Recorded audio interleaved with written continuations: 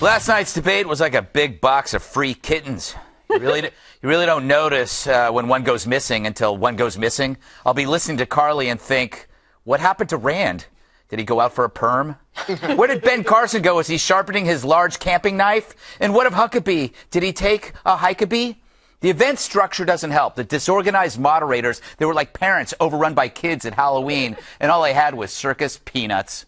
It's no surprise that we learned nothing. And then to add insult to injury, Jim Cramer just shows up out of nowhere. Yeah. He always sounds like he's talking during a bowel movement. Dr. Carson, in recent weeks, a number of pharmaceutical companies have been accused of profiteering for dramatically raising the prices of life-saving drugs.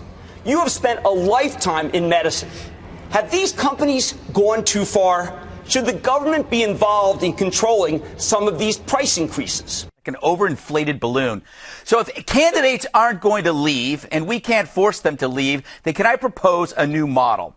Let's five this thing, meaning get rid of the moderators and divide the candidates into 3 groups of 5. Let them sit around a table, talk issues, and we listen for 3 one-hour programs. There we find out who they are, how they deal with people, and most important, how persuasive they can be. Look at Lindsey Graham, a brave oddity. He'd be lost in a sea of suits, but in a small group, he kills.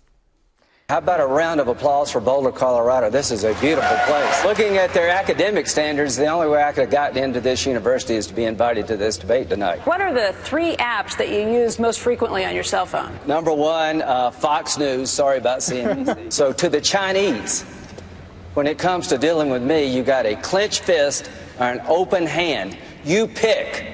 The party's over to all the dictators. Make me commander-in-chief and this crap stops. Good God, look who we're running against. The number 1 candidate on the other side thought she was flat broke after her and her husband were in the White House for 8 years. The number 2 guy went to the Soviet Union on his honeymoon, and I don't think he ever came back. If we don't beat these people, who the hell are we going to beat? Oh, man. He's Felix Unger with a machete.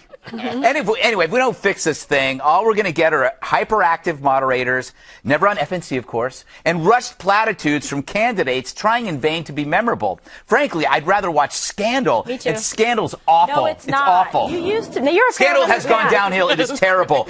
You haven't watched it recently. It is yes, the worst I just watched it last Thursday. Back to this the debate. topic. Is it time to thin the herd, or is it time to split the herd? I actually like your idea. I think it's very smart. You want to see how they're able to relate to other people, sit at a table. I like that because you're going to get to know more about them. The ends, the guys on the ends. Smooth like ends. this, where everybody gets along and lets each other talk and all that kind of stuff. Everybody knows what we believe in. Everybody knows.